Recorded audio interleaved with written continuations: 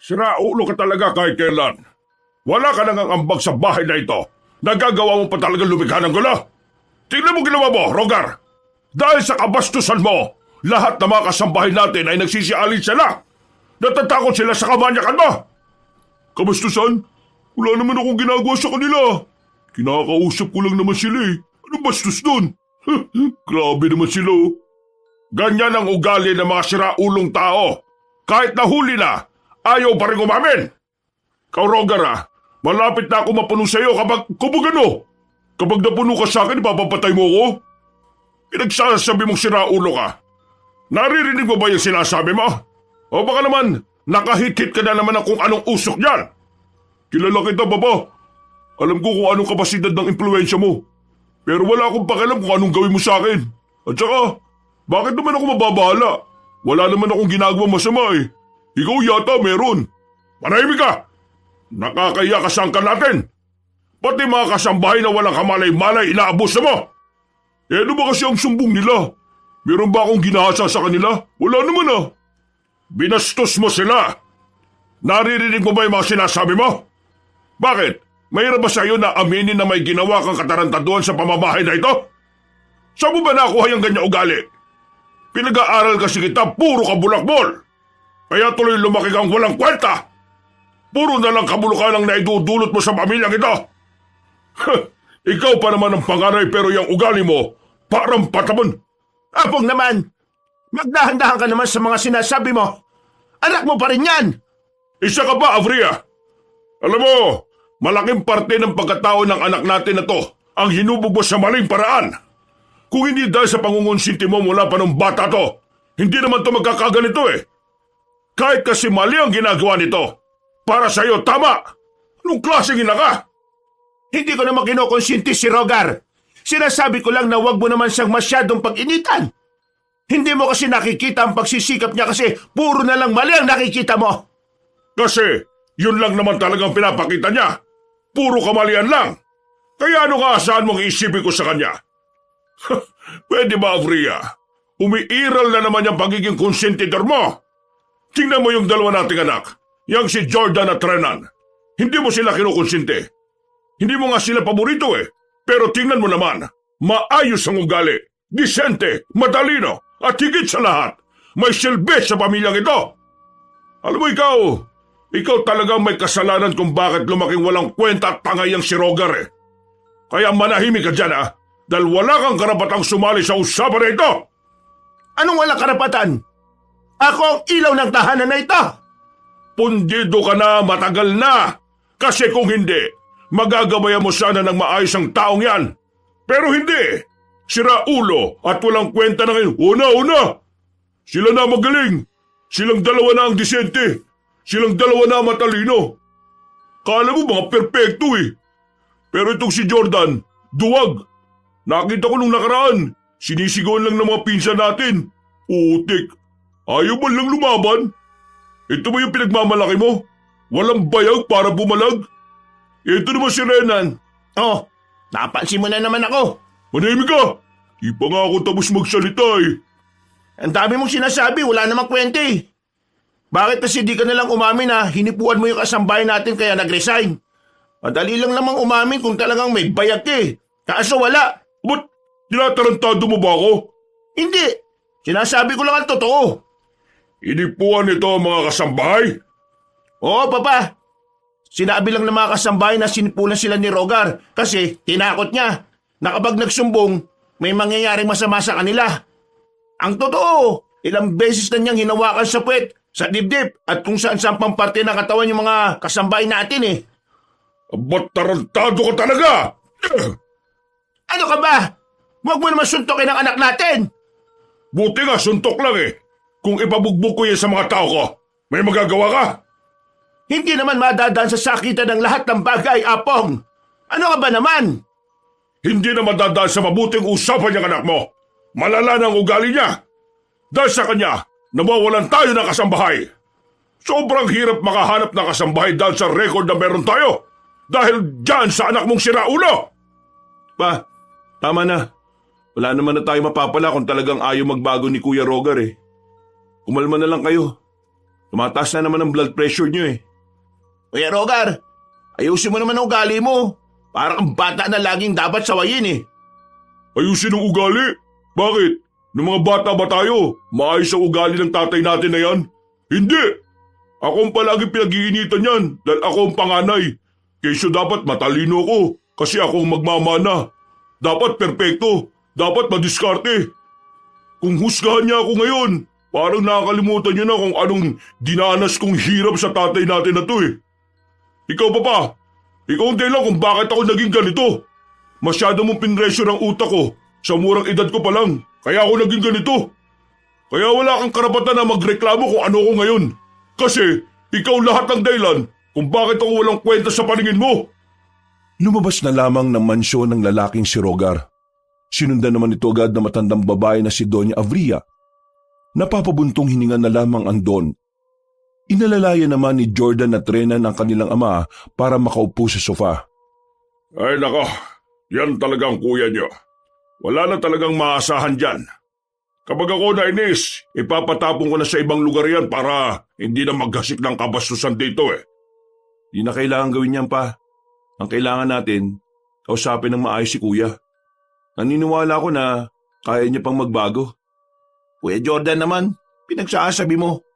Kung kaya niya magbago, dapat noon pa niya ginawa. Noon pa man, wala naman ang kumakausap sa kanya ng tama eh. Palagi siyang binubulyawan. Wala ni isa sa atin ang nagpapaintindi ng mga bagay na dapat niyang gawin. Kaya pakiramdam niya tuloy, wala tayong pakialam eh. Seryoso ka ba sa sinasabi mo? Maraming atraso ang kuya mo sa'yo. Pero ikaw, yan pa rin ang iniisip mo? Kahit naman kasi marami siyang atraso sa akin, hindi ko pa rin naman mababagong katotohanan na magkapatid kami pa. Nakikita ko kay Rogar na kaya niya pang magbago. Kailangan lang natin siyang akayin ulit sa liwanag. Ay nako, hindi ko na alam. Napapagod na ako. Sobrang daming kahihiyan na ang dinudulot niya sa akin at sa pamilya natin. Kuya Jordan, siguro ito na ang panahon para tanggapin mo na hindi na talaga magbabago ng ugali si Kuya Rogar. Masyado na siyang maraming ginagawang mali eh. Inaanay niya ang pamilyang ito. Para agapan yun, dapat palayasin na siya dito. Kahit naman palisin mo siya rito, gagawa at gagawa pa rin naman siya ng kalokohan. Kaya ano pagkakaiba nun? Mas mahihirapan lang tayong obserbahan siya kung wala siya rito sa mansyon. Ewan ko na. Hayaan niyo na muna ako makapag-isip. Ang mahalaga sa akin ngayon ay kayong dalawa. Hindi kayo katulad ni Rogar. Masaya na ako ron. Sige na. Aakyat na lang ako sa itaas. Renan, asikasuhin mo na ulit yung paghahanap ng mga kasambahay, ha? Sige Papa, ako na pong bahala dun. Naglakad na rin paakyat sa itaas ang Don. Naiwan ang dalawang binata sa kanilang sala.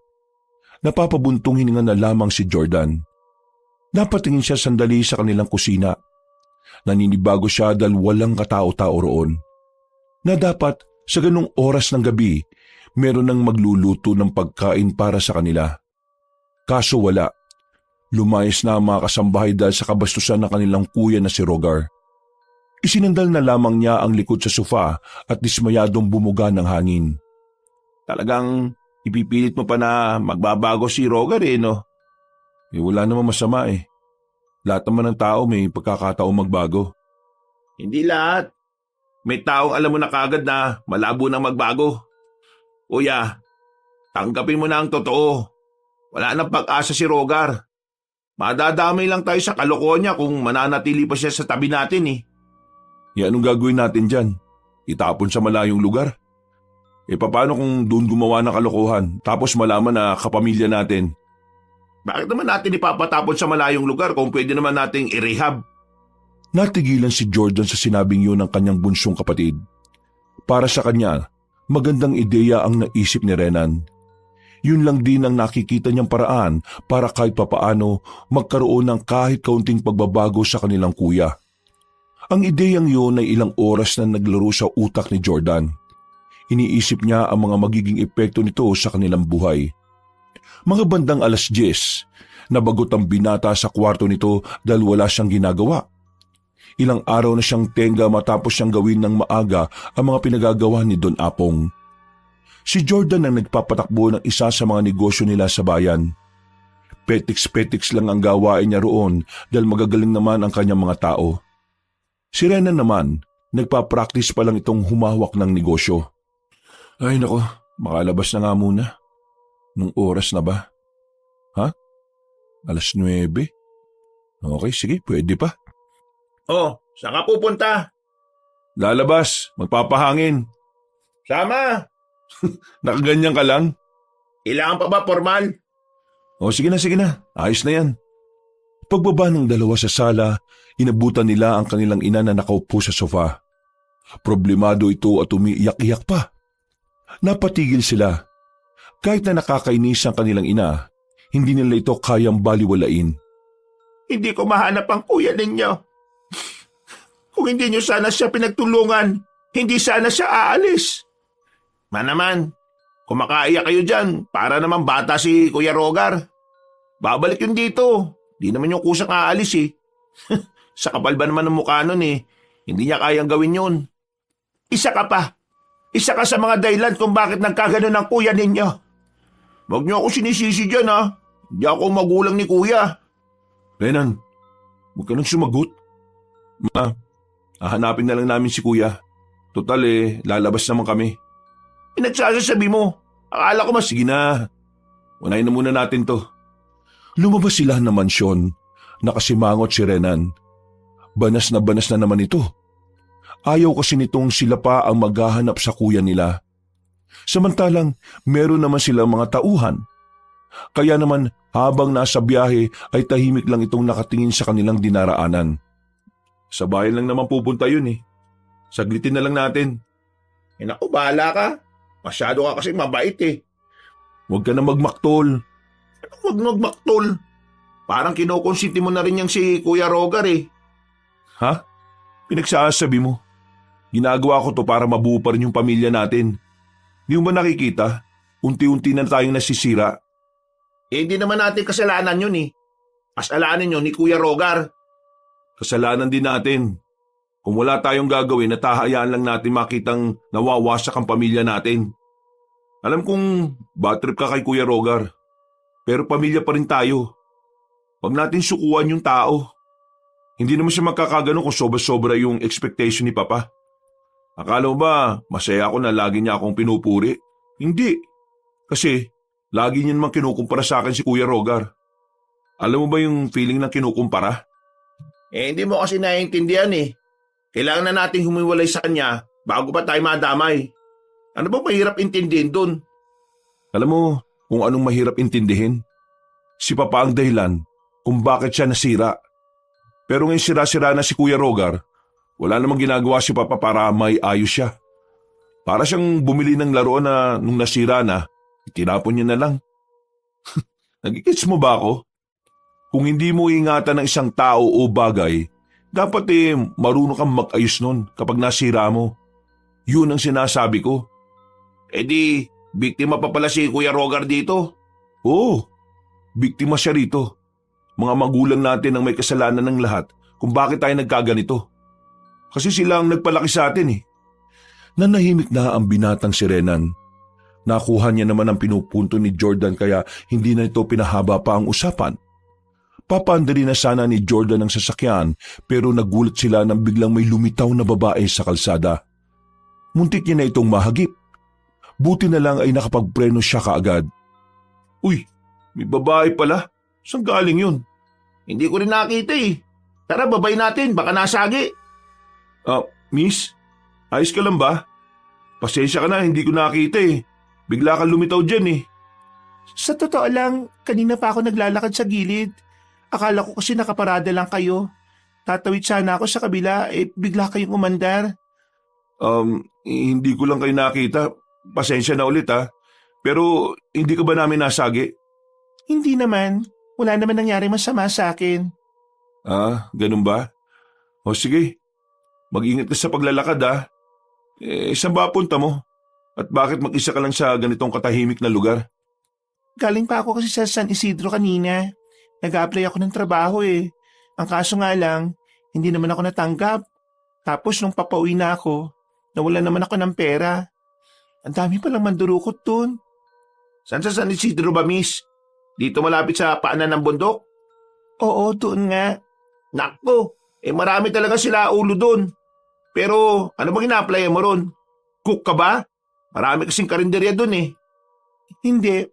Nag-a-apply akong kasambahay. Yun lang kasing alam kong trabaho eh. Nagkatinginan na magkapatid. Sandali nilang tiningnan din ang babaeng si Paloma. Malinis naman itong tingnan at mukhang matino. Komportable silang kausapin ito. Alam mo, naghahanap din kami ng kasambahay eh. Kung gusto mong sumubok, pwede ka naman naming isama ngayon at iharap sa ama namin. Naku, maraming salamat. Pero anong oras po kayo pwedeng pumunta sa inyo? Gabi na kasi. Pwede po bang tanghali? Kasi meron din po akong apply sa San Fidel na mansyon. Yung kay Don Apong po ba yun? Tatay namin si Don Apong. Hala, ang liit naman ng mundo. Saan ka ba uwi ngayon? Natihatid ka na lang namin. Para naman bukas sigurado makarating ka. Baka kasi mapahama ka dito at hindi ka na makapagtrabaho sa amin. Hindi na, malapit na rin naman ako eh. Kaunting lakad na lang dito. Pero maraming salamat ah. Ah, ganun ba? O, sige. Maga po akong pupunta bukas. Maraming salamat po ulit. Nakakatuwa kasi parang Diyos na mismo ang gumawa ng paraan para makatagpo ko kayo. O sige na, mag-ingat ka sa paglalakad ha. Eto nga pala yung calling card namin. Inabot ni Jordan ang kulay puting card na hindi naman kalakihan. Nakangiti naman itong tinanggap ng babae at nagsimula na rin maglakad palayo. Napailing na lang din silang magkapatid at muli na ring sumakay. Habang nagmamaneho, hindi mawala-wala sa isipan ng lalaking si Jordan ang itsura ng dalaga. Parang palagay niya kasi nakita niya na ang ganong klase ng mukha. Pero hindi niya lamang matandaan kung saan. Ilang sandali lang, nakarating na rin sila ng bayan. Pinuntahan nila lahat ng maaaring puntahan na kanilang kuya. Pero hindi nila nakita ang lalaki sa mga lugar na yon. Kanina pa tayo naghahanap pero hindi pa tayo nagiinom. Inom pa ba tayo? Tara, dun sa bar na yun. Inom na rin ako eh. Ay nako, sinayang lang natin yung oras natin sa paghahanap sa mokong na yun. Uminom ng alak ang dalawa. Hindi sila gaanong nagpakalasing dahil magmamaneho pa si Jordan pa uwi. Mga 2 oras lang sila roon. Pagkatapos, naisipan na rin nilang umuwi. Bagsak agad sila at nakatulog. Nakalimutan na nilang sabihin sa kanilang ina na hindi nila nakita si Rogar. Kinabukasan ay maagang nagising ang 2 binata. Maaga rin kasi dumating yung babaeng hindi pa nila alam ang pangalan. Basta kilala lamang nila ito sa muka. Maayos ang suot ng babae. Matino itong tingnan at talaga namang litaw din ang kagandahan. Namamangha si Jordan. Mas maganda pala ito kapag maliwanag. Dinala nila ang babae sa guest room kung saan naroon din ang kanilang ama. Ang kailangan ko rito ay yung mahaba ang pasensya. Kasambahay na maraming alam gawin pagdating sa kusina. Masipag, hindi tatamad-tamad, at hindi tutulog-tulog kapag may gawain. Galante ako sa pasahod. Hindi ko tinitipid ang mga kasambahay ko rito. Kaya mo bang gawin ang lahat ng pinagagawa ko? Opo, kakayanin ko po. Meron na rin naman po kasi akong karanasan sa pagiging kasambahay at makakaasa po kayong hindi po ako tamad. Kahit nga po madaling araw, kumikilos po ako eh. Sinabi na rin kasi ng ibang kasambahayan dito pero kapag nagsimula na, ang tatamad. Sana naman hindi ka ganon. Ay siya nga pala, wala ka bang ibang kakilala na pwede mong isama rito? Kailangan kasi namin ng marami. Wala na nga po eh. Sa katunayan, wala rin naman po akong kaibigan. Trabaho lang po talagang ginagawa ko sa buhay ko. Bakit nga pala gusto mo magtrabaho? Para po sa lolo kong may sakit. Kailangan ko po ng pera para sa maintenance niya eh. Mukhang mabuting apo ka yata. Sana ganyan din ang panganay ko. Ay hindi bale, pwede ka na magsimula ngayong araw. Talaga po? Tanggap na po ako? Oo, tanggap ka na. Jordan, ikaw na bahalang magturo sa kanya kung saan siya titira ha. Renan, sumama ka sa akin. May pag-uusapan tayo sa negosyo mo. Maraming salamat po ulit. Miss, nakalimutan mo palang sabihin yung pangalan mo kanina. Ano bang pangalan mo? Nasa application ko po, sir. Pero ano nga pangalan mo? Paloma po. Paloma po ang pangalan ko. Ako naman si Jordan. Pangalawang anak ako. Yung kanina, si Renan. Yung panganay namin, wala rito, si Rogar. Yung kanina, si Don Apong naman yun. At ang ina naman namin, si Doña Avria. Sige po. Tatandaan ko po yung mga pangalan ninyo. Sinamahan ni Jordan ang dalaga para dalhin sa tulugan ng mga kasambahay. Maraming double deck doon. Tanging ang dalaga pa lang ang nag-iisang gagamit noon kaya malaya siyang makakapili ng higaan. Ikaw nang bahala kung saan ka hihiga. Pero kung ako ang tatanungin mo, mas maganda kung doon ka sa dulo para hindi gaano malamig. Giginawin ka rito sa harapan. Sige po, maraming salamat po. Sir, may tatanong po pala ako. Kailan po pala ang day off dito? Tuwing linggo, Lunes na ng umaga balik mo. Ay sige po, maraming salamat po. Tawagin mo na lang ako kapag may kailangan ka ha. Maya-maya, pwede ka na magsimula. Tumangon na lang ang dalaga ng may ngiti sa muka. Napangiti na lang din si Jordan. Tila ba nahahawa siya sa pagiging masigla ni Paloma. Aminado si Jordan na nagagandaan siya sa kasambahay nila. Sa lahat ng kanilang naging kasambahay ay si Paloma na ang pinakamaganda. Sa kabilang banda, nakaramdam ng pag-aalala ang lalaking si Jordan. Naalala nila ang kuya nilang si Rogar. Tsak na mas mapapansin ito ni Rogar dahil sa ganda ni Paloma. Dahil kung ang ilang kasambahay nga na katamtaman lang ang itsura ay nagawang bastusin at pagnasaan ni Rogar, ano pa kaya ang bago nilang kasambahay? It's nice to be back! Nagulat silang lahat sa sala. Bigla na lang kasing dumating ang binatang si Rogar.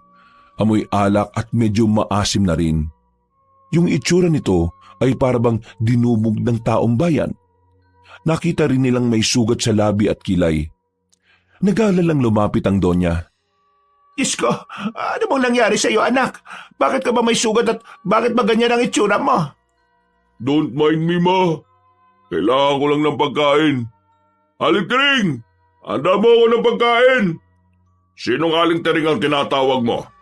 Nakalimutan mo bang nag-resign silang lahat ng dahil sa'yo? Ay, oo nga pala. Sorry. Nakakalimutan ko eh. Ganito na lang. Ma, ihanda mo nga ako ng bagong lutong pagkain. Bakit ako maghahanda ng pagkain mo? May bago naman ng tayong kasambahay. Biglang nagliwanag ang mukha ni Rogar para itong naging good mood bigla nang marinig yon. Sakto naman na biglang dumating si Paloma na may daladalang tubig para kay Don Apong. Oh, ito na pala bagong kasambahay. Sigurado ba kayo na kasambahay ang isang ito?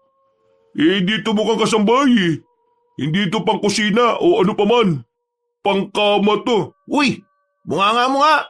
Napakabastos mo talaga. Kuya, wag mo naman bastusin tong bago nating kasambahay. Ang hirap-hirap makahanap ng bago eh. Umayos ka, Rogar ha. Kapag hindi ako nakapagpigil, baka ipatapon na talaga kitang hayop ka. Kalma lang. Wala naman akong gagawing masama eh. Nandito lang ako para makita ang ganda ng bago nating kasambahay. Magandang umaga sa'yo. Anong pangalan mo nga ulit? Magandang umaga rin, sir. Ako po pala si Paloma. Uy, ganda ng pangalan ah. Nakakabuhay ng pagkalalaki. Umalis ka na nga sa harapan ko, bago pa kita babalya. Tumatawa-tawa pa ang lalaking si Rogar ng mga sandaling yon, na parabang inaasar lang nito ang mga tao sa mansyon. Naglakad na si Rogar patungo sa silid nito. Nung mga sandaling yon, gigil na gigil ang matandang si Apong. Pero nilapitan na lamang ito ni Renan para kahit na papaano ay kumalman na rin ito. Habang si Jordan naman, inakyat niya ang kanilang kuya para kausapin. Nakaiga na si Rogar nang dumating siya. Kuya, ngayon pa lang nakikiusap na ako. Huwag mo naman sana bastusin si Paloma. Inosenteng babae yun eh. Ang gusto niya lang magtrabaho para sa lolo niya. At talagang sinundan mo pa ako para lang sabihin yan? Kilala naman na kasi kita eh. Kung yung mga naunang kasambahay nga, pinagnasaan mo. Ito pa kayang si Paloma. Mabuti naman at kilalang kilala mo na ako. Pero huwag ka mag-alala. Wala naman akong gagawin eh. Mga ako sa akin, kuya. Mga ako? Ano ka, bata? Paano ba mga ako? Ganito ba? Mga ako, di na ako mag-ano ng kasabay. Kuya, seryoso ko. Oo na. Wala na akong gagawin. Pasamang tao talaga ang tingin mo sa akin eh, no? Naninigurado lang ako, kuya. Sinarado na rin ni Jordan ang pintuan at saka lumabas. Pagbalik niya sa sala ay wala ng tao roon. Tanging si Paloma na lang ang nakikita niyang nagliligpit ng pinagkainan. Nginitian niya ang dalaga. Ngumiti rin naman ito sa kanya. Himulang naging payapa ang buong maghapon kahit naroon si Rogar. Nakakapanibago para sa kanila na hindi gaanong madaldal o maingay ang binata. Kalmado lang itong kumakain sa kusina. Ni hindi rin nila napapansin na may ginagawa ito sa kanilang kasambahay na si Paloma. Mula sa guest room, nakasilip si Jordan at si Renan. Binabantayan nila ang kilos ng kanilang kuya. Parang kakaibang tao ngayon tong si Rogar ah. Ano kaya nakakain nito? Pinagsabihan ko kasi siya kanina. Siguro natauhan na siya. Natauhan? Sigurado ka ba? O baka may bago na naman kasing pandar yung isang yan. Basta, obserbahan na lang natin. Pasimple silang nagtungo sa kusina para kunwari ay may gagawin sila. Agad naman ding lumabas ang babaeng si Paloma. At napansin ni Jordan na tila wala namang naging problema ang babae. Oh, bakit hindi kayo maalis ng bahay? Binabantayan niyo ako, no? Bakit ka naman namin babantayan? Ano ka, aso? Ang sabihin niyo kasi, nag-aalala kayo na baka may gawin ako sa bagong kasambahay. Well, mukha naman talaga siyang pang-model eh. Pero weird ah. Anong weird? Ngayon lang ako nakakita ng babaeng sobrang lakas na kayang iurong ang drum sa gilid ng mansyon natin eh. Tao ba yung babaeng yan? Ano ba tingin mo? Akala ko kasi superwoman eh. Sabog ka pa yata eh. Paano naiusog niya yung drum eh? Mabigat yun. Yun nga rin ang tanong ko, di ba?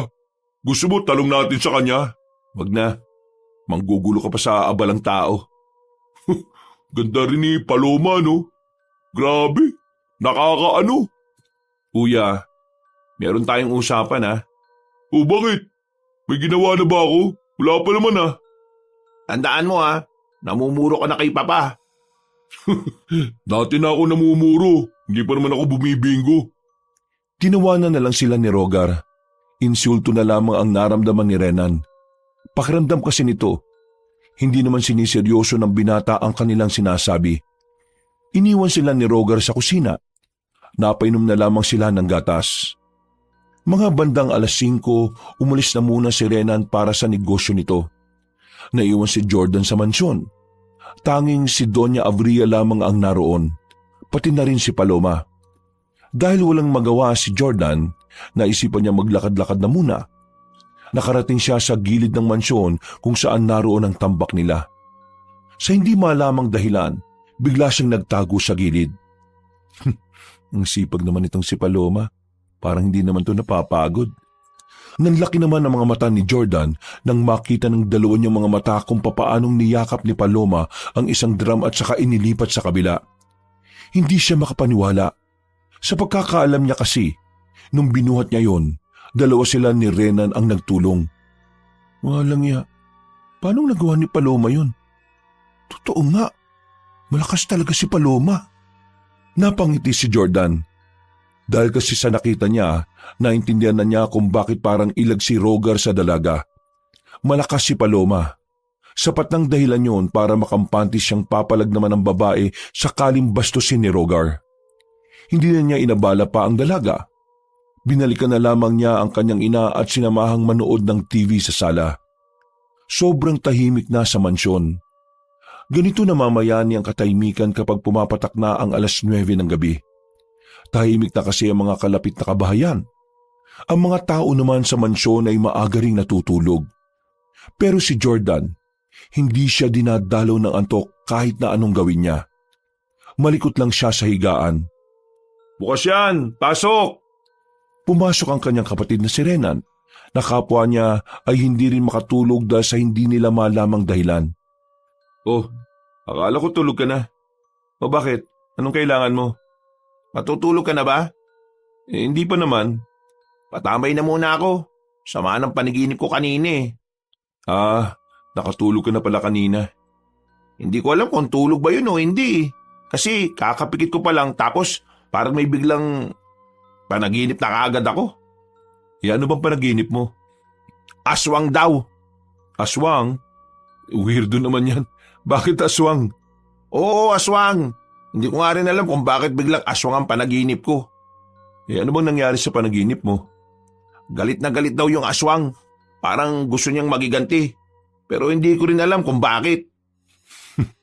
Alam mo, tigilan mo na yung kakainom mo ng kung ano-anong vitamins ha. Kung ano-ano na lang yung napapanaginipan mo eh. Ha? Wala namang connect yun sa panaginip ko eh. Di ka naman doktor kung makapagsabi ka. Siya nga pala. Wala pa rin akong mahanap na kasambahay na iba ha. Halos lahat ng nag-a-apply kapag nalalamang dito silang magtatrabaho, umaatras eh. Loko kasi itong si Rogar eh. Nagkaroon patuloy tayo ng bad record sa mga agency. Tingin ko nga, hindi na natin kailangan ng iba pang kasambahay eh. Anong hindi? Anong tingin mo kay Paloma? Hindi napapagod? Exactly. Parang hindi nga siya napapagod. At ang lakas-lakas niya pa. Alam mo ba kanina, nakita ko rin yung pagbubuhat ni Paloma ng drum tapos inilipat niya sa kabilang pwesto. Totoo yung sinabi ni Kuya Rogar. Ha? Joke ba ito? Hindi nga. Nakita ko talaga. Naalala mo ba yung mabigat na drum sa gilid ng mansyon na to? Niyakap lang ni Paloma tapos binuhat niya para ilapag sa kabilang parte. Ano? Totoo? Ang kulit. Totoo nga. Ako na nga nagsasabi sa iyo eh. Hindi kaya sadyang batak na batak lang ang katawan ni Paloma sa trabaho kaya ganun siya kalakas? Pwede rin namang ganyan. Pero nakakamangha pa rin. Dahil sa kakaibang lakas na pinapakita ni Paloma, naisipan ni Jordan na obserbahan ang lahat ng kilos nito. May mga pagkakataong nalilito na ang binata. Madalas kasi ay mahinhin naman si Paloma. Kung minsan nga hindi na marinig ang boses nito. Sa mga nakalipas na araw, masasabi niyang wala naman silang magiging problema kay Paloma. Masipag ang babae. Talagang hindi rin ito nagpapahinga hanggat may mga gagawin pa. Samantala, wala rin namang sinusumbong si Paloma sa kanila. Himalang walang ginagawa sa babae ang kuya nilang si Rogar. Minsang malakas ang ulan. Ang bira naman buhay ito oh. Kung kailan tayo naglalakad, saka naman biglang bumuhos ang malakas ang ulan. Alam mo namang inaayos yung sasakyan natin kanini. Sana pala, dinala ko na lang yung payong. Nakasilong ang magkapatid sa isang abandonadong tindahan. Inabutan na sila ng malakas na ulan matapos nilang bisitahin ang biniling lupa ng kanilang ama. Hindi naman kalayuan ng mansyon mula sa kinalalagyan nila. Kung tutuusin, kung tatakbuhin nila yon, ay makakarating sila ng 5 minuto roon. Ang kaso nga, parehong lamigin na magkapatid. Ay, siya nga pala. Wala bang naisusumbong si Paloma sa'yo? Wala naman. Bakit? May nasabi ba siya sa'yo? Wala nga rin eh. Kaya nga nagtataka ako eh. Hindi umaaligid sa kanya si Kuya Rogar. Malay mo naman kasi nagbabago na. Nagbabago? San banda? Hindi pa rin ako kampante no. Tingin ko, nabuelo lang yung kapatid natin eh. Pero nahihiwagaan na ako kay Paloma eh. Bakit? Ano ba mga napapansin mo? Bukod sa malakas siya, ang bilis niya rin kumilos. Tapos isang beses, malayo siya sa akin ah. May binulong lang ako tungkol kay Kuya Rogar. Nagtaka ako kasi narinig niya yun. Sabi ko kasi, sira ulo si Kuya Rogar. Tapos lumapit siya sa akin at sinabi niyang hayaan ko na lang daw kasi hindi naman daw siya sinasaktan o binabastos. Ha? Anong gusto mong sabihin? Nagtataka ako. Niisip ko, tao ba talaga si Paloma? Walang yan naman tanong yan. Malamang oo. Ano man tingin mo sa kanya? Unggoy. Baka lang kasi dahil sa kalutangan mo, nalakasan mo yung pagkakasabi mo kaya narinig niya. Ikaw pa naman minsan, lutang ka rin naman. Siguro nga ganon. Pero hindi ko alam. Napapakamot na lamang sa ulo si Jordan. Nang bagyang tumila ng ulan ay agad na rin naman silang tumakbo paalis. Pagdating nila sa mansyon, napatingin pa ang binatang si Jordan nang makitang bilog ang buwan. Pagpasok nila sa sala, narinig na naman nilang nagagalit ang kanilang ama. How many times do I have to tell you na wag mong bibigyan ng perang sinaulong yon? Mahirap bang intindihin ang sinasabi ko, Abria? Hindi ka ba naawa sa anak mo?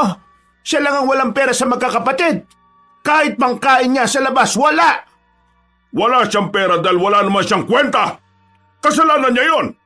Kung sana matino siyang anak, di sana may pera siya ngayon. At hindi siya mukhang kawawa. Ikaw nga, Abria, wag mo ngang ini-spoil ang taong yon. Pabayaan mo siyang magbanat ng buto para magkapera siya. Anong klaseng ina ka na kinukonsinti mo ang kahinaan ng pagiging inutil ng anak mo? Hindi mo maintindihan ang saloobin ng isang inaapong. Kasi kahit na kailan, hindi ka naman naging mabuting ama sa kanya. Palagi mo na lang siyang pinipressure sa maraming bagay noon. Kaya siya nagkaganyan kasi hindi niya naramdaman ang kalayaan na gusto niya. Ako pa ngayon ang may kasalanan. Kasalanan ko na nagkaganon siya kahit na ang gusto ko lang naman ay sundan niya ang yapak ko. Pero ayaw nga niya sa landas na gusto mo. May sarili siyang buhay kaya dapat mong igalang yon. Sariling buhay? Ganyang buhay bang sinasabi mong sarili niya? Oo, ganitong buhay. Pero naisip mo ba kung bakit naging ganito ang buhay niya, Apong? Umalis ka na nga sa harapan ko bago pa kita masaktan. Ganyan ka eh. Kapag pinamumukha ko sa iyo ang pagkukulang mo bilang ama, palagi ka nalang umiiwas. Palibhasa, wala ka ring kwentang ama. Manahimik ka! Pa, Manahimik ka! pa, wag naman ganyan. Wag mo nang saktan si mama. Agad na inawat ni Rena ng kanilang ama, habang si Jordan naman ay umalalay kay Doña Abria para makatayo. Wala ka nang pakinabang sa akin, ganyan ka pa magsalita. Buisit kang babae ka! Hindi mo na nga ako mapaligaya sa kaba kasi wala ka ng asim. Gaganituin mo pa ako? Napakasira ulo mo! Hindi ako nagsumikap maging mayaman para lang pagsalitaan mo ko ng hindi maganda. Lumayas ka sa harapan ko bago pa kita masaktan ng malala! Renan, sige na. Hatid mo na muna si Mama sa kwarto niya. Ako nang bahala rito. Ikaw ang tunay na masama rito. Hindi ang anak natin. Inakay na ni Rena na matandang babae. Pinapakalma naman ni Jordan ang kanilang ama. Nang mahimasmasan na ang Don, kinausap ito ng maayos ni Jordan. Pa, hindi niyo dapat sinaktan si Mama. Kahit na ano pa man ang pinag-uusapan niyo. Di ba kayo nagsabi sa amin dati na kahit anong mangyari, wag na wag kaming mananakit ng babae? Sumusobra na kasi ang mama mo eh. Lalo niya lang pinalalaki ang ulo ng kuya niyo. Nakakabwisit! Palawa! Palawa! Nasaan ba tong babaeng ito? Sir, bakit po? Ano pong ipag-uutos nyo? Itimpla mo nga ako ng tsaa. Ang sarap ng timpla mo nang nakaraan eh. Nagustuhan ko. Sige na. Itimpla mo ako para naman marelax ako ngayon. Opo, masusunod po, Don Apong. Nagmamadaling umalis ang babae. Napansin pa ni Jordan ang tingin ng kanyang ama habang papalayo si Paloma. Mga ilang sandali lang naman ay naging kalmado na rin ang Don. Si Jordan naman, umakyat na lang din. Maaga siyang dinalaw ng antok ng mga sandaling yon. At maya-maya nga lang din, tuluyan na siyang pinagharian ng antok. Nagising siya dakong 3:00 na madaling araw. Hindi niya rin alam kung bakit basta pakiramdam niya ay merong nakatitig sa kanya. Bakit bukas yung bintana? Nakasarado naman to kanina. Naglakad siya papalapit doon. Bago niya isinarado ang bintana, meron siyang napansin na kakaiba. Para bang may bakas ng paa sa tapat ng bintana niya. Kitang-kita niya yung kasi nakabukas pa ang ilaw sa labas. Dahil nga kagigising lang at wala pa sa tamang wisyo, hindi niya na lamang yung pinansin. Bumaba na lang siya sa sala. O Paloma, bakit hindi ka pa natutulog? Ang dilim-dilim na dito sa sala. Anong ginagawa mo? Naglilinis po ako sa ilalim ng sofa. Ha? Naglilinis? Anong oras na oh? At saka, bakit hindi mo buksan yung ilaw? Ang dilim ah. Baka po kasi kapag binuksan ko yung ilaw magalit si Don Apong. Kaya hindi ko na lang po binuksan. Pasensya na kasi hindi pa po ako makatulog eh. Kayo po? Kagigising ko lang. Naalimpungatan ako. Ganun po ba? Ay, Siya nga po pala sir, gusto niyo po bang ipagluto ko kayo na makakain? Sige, basta pagkatapos matulog ka na ha. Masayang kumilos ang dalaga. Magkasama silang dalawa sa loob ng kusina. Habang kumikilos ang babae, napatingin si Jordan sa bandang batok nito. Meron kasi siyang napansin doon na parang mabuhok na parte. Bagay na hindi niya naman napansin noong nakaraan. Paloma, ano nga palang probinsya mo? Ako po, Capiz po. Doon po ako ipinanganak. Tapos nung nasa 9 na taong gulang na ako, umalis na po kami roon. Capiz? Di ba yan yung probinsyang maraming aswang? Hindi naman po totoo yun, sir. Gawa-gawa lang po yun. Kumbaga, sinasabi lang po ng kalapit na probinsya yun para walang pumunta ron. Marami po kasi magagandang tanawin sa amin eh. Ayaw po yatang masapawan ng mga kalapit na probinsya kaya naninira. Uso rin pala ang siraan sa mga ganyan Opo, kanya-kanyang diskarte para makaago ng turista. E di walang aswang. Sa amin po wala, chismis lang. Pero sa ibang lugar, hindi ko po alam. Naniniwala ka ba na may aswang talaga? Opo, naniniwala po ako. Mababagsik ba talaga ang mga aswang? Sa pananaw ko po, hindi naman po lahat. Meron din po sigurong mababait na aswang. Kapansin-pansin na tila nagbago ang mood ng babaeng si Paloma nang mapunta na sa aswang ang kanilang usapan. Hindi na rin naman komportable si Jordan sa ganoong klaseng usapan kaya tinigil na rin niya. Hindi rin kasi siya interesado sa mga bagay na mahirap naman talagang paniwalaan. Kinabukasan, hindi na nakatulog si Jordan. Inasikaso na lamang niya sa umagang yun ang mga alaga nilang manok. Buti pa itong mga manok patila-tilaok na lang Sa sarap ng buhay. Oh, aga mo nilakad ka? Oo, pero dyan lang naman sa farm natin. Bakit ganyan ang mukha mo? May nangyari ba? Tumawag sa akin kanina si Mang Dodong Munti ka na raw madali mga baboy at manok natin. Ha? Paano munti ka na madali? Ewan ko nga rin Basta parang may mabangis na hayop daw na lumapit doon kanina madaling araw. Mabuti na lang sa farm pala natulog si Mang Dodong. O sige, hintayin mo ako. Sasama ako. Bilisan mo Agad na pumasok si Jordan sa mansyon. Nakabanggaan niya pa si Paloma sa hagdanan. Humingi naman ng paumanhin ng babae. Pero para itong balisa. Nakayuko lamang ito at hindi makatingin na maayos. Napapailing na lamang si Jordan at hindi na lang din niya pinagtuunan yun ng pansin. Sigurado ka ba mabangis na hayop yung nakita ni Mang Dodong? Hindi ko nga rin sigurado teka, Mang Dodong! Mang Dodong! Makilang beses nilang kinatok ang pintuan. Ilang sandali lang ay lumabas na rin ang matandang lalaki na nagkukusot pa ng mga mata. Nako, baka napuyat po yata kayo kakabantay. Magandang umaga po nga, sir. Ali kayo, pasok po kayo. Agad silang hinandaan ni Mang Dodong ng mainit na kape. Napangiti naman si Jordan. Amoy na amoy kasi ang aroma nito. Masarap talaga kayo magtimpla ng kape, maraming salamat po, sir.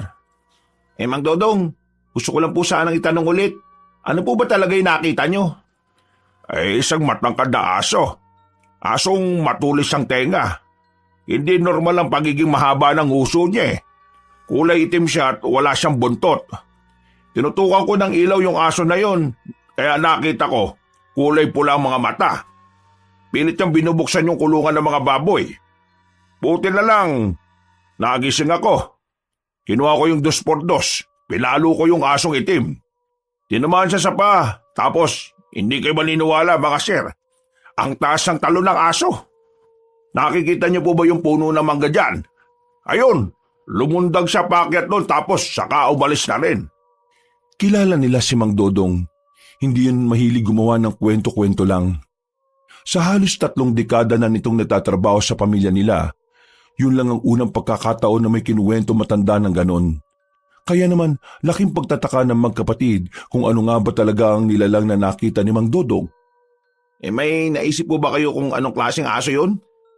Hindi aso yun, sir. Hindi hayop. Ano? Aswang po. Aswang po yung nasa isip ko. Baka po aswang yung nakita ko. Aswang? Nagiging aso din po pala mga aswang? Base sa pagkakaintindi ko, ang mga aswang kayang magpalit-palit ng anyo bilang hayop. At ang pagiging aso ang isa sa pinakamadalas nilang gawin. Di, totoo nga talagang aswang. Ang weirdo lang no? Nung nakaraan, aswang ang panaginip ko. Tapos ngayon, literal na may aswang na talaga. Sir, baka mamaya yun ang ibig sabihin ng panaginip mo. Hindi ko alam. Pero ano bang pwede natin gawin sa ganito? Baka pestehin ng mga alaga natin. Albularyo lang naman ang makakatulong sa atin. Pero wala namang albularyo dito. Sige, ganito na lang ang gawin natin. Yung ibang mga tao ni Papa, patambayin natin dito sa farm ng gabi para naman may kasama ka magbantay, Mang Dodong. Ay nako, mabuti pa nga ho. Kinakabahan na rin kasi ako na baka kapag nakatulog ako mayari na lang tuluyan to mga alaga natin. Nang makabalik na sila sa mansyon, agad nilang pinaalam kay Don Apong ang nangyari. Kagaya ng kanilang inaasahan, hindi naniwala sa kanila ang ama sa halip na buwisit pa ito sa kanila. Niloloko niyo ba ako? Tanghaling tapat? Kung ano-anong pumapasok sa utak ninyo? Pa, hindi kami gumagawa ng kwento. Ito ang sinabi sa amin ni Mang Dodong. At kilala niyo naman si Mang Dodong, di ba? Hindi siya basta-basta nagkukwento kung wala lang. Kaya alam namin na totoong nangyari yun. Naniniwala kayo sa aswang? Moderno na ang panahon ngayon. Makakapal na ang mga cellphone ninyo. High-tech na mga cellphone ninyo at hindi na dikipat. Tapos sasabihin niyo sa akin na may aswang? Papa, kahit na moderno ng panahon ngayon, nasa lugar naman tayo na kung saan probinsya ang pamumuhay. Kaya naman, hindi mo lamang. Sinasabi mo bang tanga ko? Pa, hindi. Alam kong probinsya pa rin dito. Hindi naman ako tanga Ang sinasabi ko lang, walang aswang. Walang ganyan. Hindi yan totoo. Si Dodong, baka mamaya wala na naman magawa yan. Pero kilala mo naman si Mang Dodong pa. Matinong tao yun. At isa pa, loyal sa atin yun. Hindi yung gagawa ng bagay na ikasisira niya sa atin. Kung wala kayong ibang sasabihin na matino sa akin ngayon pwede bang umalis na muna kayo sa harapan ko? At baka malintikan pa kayo sa akin? Pero pa, Renan, tama na. Tara na. Bumuntong hininga na lamang si Renan. Nang makalis na sila roon, ay tumambay na lamang muna sila sa kanilang garden. Hindi maiwasan ni Renan na hindi madismaya. Bakas din sa mukha nito ang inis. narinig mo naman kung paano tayo pagsalita ni Papa, di ba? Parang may nagbago talaga sa kanya Hindi naman siya ganyan dati Oo nga napansin ko nga rin. Kung kausapin niya tayo, parang kagaya tayo ni Kuya Roger O, di ba? Nakakapanibago talaga. Ano kaya nangyari sa isang yun? Hindi na nakasagot pa si Jordan nang makita nilang papalapit sa kanila si Paloma. May daladala itong pantabas ng damo. Nakangiti pa ito na makalapit na sa kanila. May gagawin ka ba dito? Aalisin ko lang po yung mga ligaw na damo. Pero kung hindi pa po kayo tapos mag-usap, ayos lang naman po. Doon na po muna ako sa kabila. Hindi. Ayos na kami. Tapos na kami mag-usap. Teka lang. Anong nangyari dyan sa kaliwang paa mo? Bakit namamaga? Nang mapansin yun ni Jordan, tila nakaramdam ng pagkailangang babaeng si Paloma. Parang gusto nitong itago ang paa nito pero hindi nito magawa dahil walang pagtataguan. Ito po, ano po kasi, nabagsakan po yan ng bangkito kanina. Pero ayos naman na po ako. Yung totoo, masakit pa ba o hindi na? Kasi pwede ka naman naming dalhin sa ospital. Naku, hindi na po. Gagastos po kayo. Ayos lang naman po ako. Nahilot-hilot ko naman na po ito kanina At kung nakikita nyo, maayos naman po ang lakad ko. Sigurado ka Opo, okay na po ako. Malapad ng ngiti ang isinukli sa kanila ni Paloma. Maya-maya lang din ay umalis na rin ang magkapatid doon at nagsimula na rin magtabas ng damo ang babae. Nang nasa malayo na sila, napasulya pa si Jordan sa babae. Nahihiwagaan talaga siya kay Paloma. Hindi lang malaman kung bakit. Lumipas ng lumipas ang marami pang araw. Panibagong himala para sa kanila na walang ginagawang kabastusan si Rogar. Hindi na rin ito umuuwing lasing. Kung minsan naman, nakakausap na rin nila ito na maayos, pero hindi pa rin nawawala ang ugali nitong mayabang at malakas makapang insulto. Samantala, hindi na rin naman dinalaw ng aswang ang baboyan nila sa kanilang farm. Mula nang may tumatambay ng tauhan nila ay hindi na nagpakita ang nilalang. Uy, Kuya Rogar, tapatin mo nga ako. Anong klaseng pakuluto? Teka naman, baka mag-away na naman kayong dalawa dyan ha. Di, tinatanong ko lang naman siya eh. Anong pakulo bang sinasabi mong ugo ka? Itong pagiging matino mo kunwari. Dahil hindi ba ako naaligid na sa babaeng yun matino na ako? Hindi ba pwedeng wala lang akong oras sa kanya? Ikaw, mawawalan ng oras sa magandang babae? Kailan pa nangyari yan? Abala ako sa ibang bagay, no? Oo, pinagnanasaan ko si Paloma hanggang ngayon. Pero wala akong panahon. Ayaw ko sayangin ang oras ko sa kanya. May iba akong pinagkakaabalahan.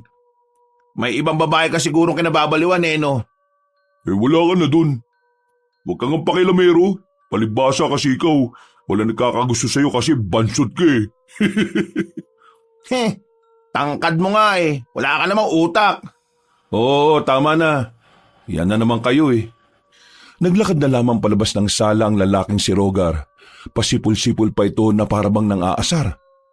Bumuntong hininga na lamang din si Renan para magtimpi. Matapos ang usapang yun, pinuntahan naman na lamang ni Jordan ng kanilang kasambahay. Inabutan niya yung abala sa pag-aayos ng mga halaman sa labas. Paloma, nabasa ko pala kanina sa resume mo. Birthday mo na pala bukas? Ako, nakakaya. Hindi ko na po yun sinabi sa inyo eh. Since ikaw pa lang naman ang nag-iisa naming kasambahay, anong gusto mong regalo? Nagbibigay talaga kayo ng regalo sa mga kasambahay? Nakakaya naman po kapag ganyan. Oo naman oh, hindi naman kasi ibang tao sa amin ng mga kasambahay namin eh. Kaya sige na, sabi mo kung anong gusto mo. Simple lang naman po ang gusto ko, sir. Gusto ko lang naman pong mag-inom at kumain sa tabi ng ilog. Mag-inom at kumain sa tabi ng ilog? Bakit? Bakit yan lang ang gusto mo? Naalala ko kasi dati tuwing kaarawan ng tatay ko, nagpupunta sila sa ilog ni nanay at doon sila nagdiriwang. Gusto ko rin po sanang maranasan. Eh di, sige. Inom tayo, sama natin si Renan. Kami bahala bukas. Ako, totoo ba yan, sir? Oo naman oh. May malapit naman na ilog dito eh. Dito sa likod lang ng mansyon meron. Kaunting lakad lang naman. Sa sobrang saya ng dalaga ay napayakap na lamang ito kay Jordan. Nagulat din si Jordan sa ginawa nito pero napangiti na lamang ang binata. Ay, pasensya na po. Masaya lang po talaga ako. Ito po kasi ang unang beses na magkakaroon ako ng masayang kaarawan. Magaan din ang pakiramdam ni Jordan ng mga oras na yon. Hindi niya alam kung bakit. Matapos ang usapan nila ng dalaga, pansamantala niyang nakalimutan ng problema nila sa aswang. Hindi niya alam, hindi niya matukoy kung ano ba talaga ang meron sa dalaga. Nakakaramdam siya ng hiwaga kapag nakikita niya ito. Mabilis na lumipas sa mga oras. Sumapit na rin ang kinabukasan. Hindi na muna nila pinakilos ang babae. At pagsapit ng kinahapunan, daladala na nila ang alak at ang ilang pagkain na binili ng magkapatid. Kuya, sabihin mo nga sa akin, may gusto ka ba sa kasambahay natin? Ha? Binagsasabi mo? Ikaw may ideya nito eh. At hindi naman natin ito ginagawa sa mga kasambahay natin dati. Sus, nagsisinungaling ka pa. Basta, makisakay ka na lang.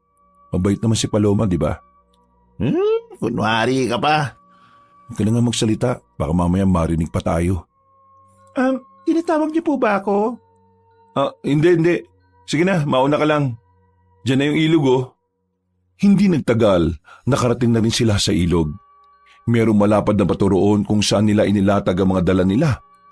Perpekto ang pwesto nila. Napapalibutan din sila ng matataas na puno. Maaliwalas ang hapon na yon. Nakakadagdag din sa magandang mood ang tunog ng umaagos na tubig. Maraming salamat talaga sa inyong dalawa, sir. Hindi niyo po alam kung gaano po ako kasaya dahil dito. Hindi pa nga tayo nagsisimula, nagpapasalamat ka na. Pasensya na po. Sobrang saya lang po talaga. O sige na, kumain na muna tayo bago mag-inuman. Noong mga sandaling yun, parang magkakaibigan lang ang tatlo. Nang magkaroon na ng tama ng alak, hindi na nila namalayan ang mga lumalabas sa bibig nila. Tamang murahan, biruan at kwentuhan lamang ng kung ano-ano. Sa puntong ito, ay napagtanto na nga ni Jordan na may pagtingin nga siya sa babae. Ang babaeng hindi niya alam kung ano ba talaga ang tunay na katauhan. Makalipas lang ang 3 oras, madilim na ang paligid. Nakatulog na ang tatlo sa ibabaw ng malapad na bato nang dahil sa kalasingan. Hindi na nila alam ang mga nangyari. Nagising sila ng madaling araw na. Nagising sila dahil sa narinig nilang umiiyak na babae. Nang idilat nila ang kanilang mga mata, nakita nila si Paloma na wala ng suot na kahit na anong damit pang ibaba at pang itaas. Hindi nila alam kung bakit. Nang akmang lalapitan nila yon, ay takot na takot ang babae. Napalingon naman sila sa baba ng malaking bato. Nakita nila naroon ang lalaking si Rogar. Mahimbing ang tulog at mukhang nakainom din. Paloma, mali ang iniisip mo ha. Hindi kami ang gumawa niya sa'yo. Maniwala ka. Anong nangyari? Wala akong matandaan. Hindi, wala kaming ginawa. Agad na bumaba ng bato si Jordan. Hindi agad nito si Rogar at saka pinagsasapak agad sa muka. Hindi pa nakontento si Jordan at pinagtatatadyakan pa nito ang nakakatandang kapatid. Magsasalita pa sana si Rogar, ang kaso nga lang ay sinipa naman ito ni Renan. Dumula si Rogar pababa at nalublob sa tubig. Gigil na gigil itong umahon at humarap sa dalawa. Ano ba problema nyo? Napakawalang hiya mong tao ka. Bakit mo pinagsamantalahan si Paloma? Kaya ka pala nagkukunwaring nagbabago ha. Dahil meron ka palang binabalak na masama. Ha? Anong pinagsasabi nyo? Hindi ko alam ang mga sinasabi. Huwag ka na magkaila pa. Alam naman naming hindi ka naman talaga magsasabi ng totoo eh. Kasi wala naman talaga akong ginawa. Wala kang ginawa? Bakit nagkagano si Paloma? Bakit wala siyang suot na damit? Ewan ko sa inyo. Dumating ako rito, tulog na kayong tatlo. Kinuha ko lang naman yung tira niyong alak tapos ininom ko. Di ko nakala na malakas ang tama nun kaya bumagsak agad ako dun sa baba. Sa ating tatlo, ikaw lang ang pwedeng gumawa nun sa kanya. Pinagsamantalahan mo siya. Abay tarantado ka pala eh. Mga tulog nga kayo tapos sasabihin mong ako gumahasa sa kanya? Oo, dumating ako rito. Natakam din ako sa kanya kasi nakatiwangwang lang siya dyan eh. Pero tumikim muna ako ng alak. Ayun, tinamaan ka agad ako kaya nabaling yung atensyon ko sa alak. Kaya wala akong ginawa sa babaeng yan oh. Sira ulo ka. Sige, subukan niyong lumapit. Iaagis ko sa mukha niyo tong hawak kong bato. Sige! Biglang tumakbo ang lalaking si Rogar. Gusto na lang sana nilang asikasuhin si Paloma. Pero nang lumingin sila sa malaking bato, bigla nang nawala ang babae. Hinanap nila yon sa paligid, sa kung saan-saan.